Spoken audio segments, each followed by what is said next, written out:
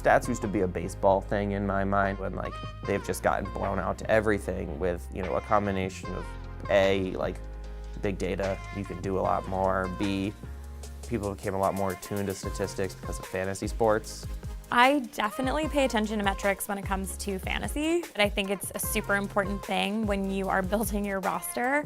You have to look at people's throwing average and how many catches they made last season. You have to look at injury reports, and there's a lot of data behind all of that. Probability. So I'm in a group chat with like 10 other guys from school, and they'll say, new debate, LeBron is the best player of all time or something like that, and we'll just like dive into it. He's been to the NBA title 6 times in a row, playing for 2 different teams.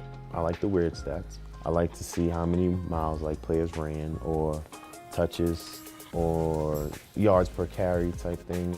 My friends and I play a game called Stupid Stat, Good Stat, and these announcers will just rail out stat after stat.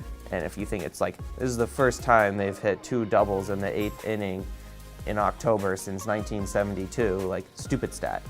This is the first, you know, double like walk-off to win the World Series ever, good stat.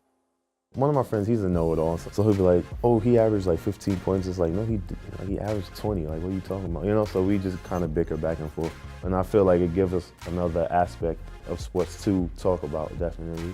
During the World Series, I definitely paid attention to like batting averages, average like pitching speeds and everything, because it was awesome to see like their numbers compared to like, let's say a college's numbers or something. So it's like, here's where you would have to be to go pro.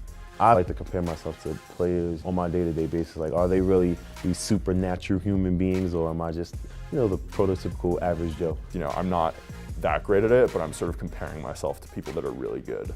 And that's something that's pretty exciting and that I really like about the sport.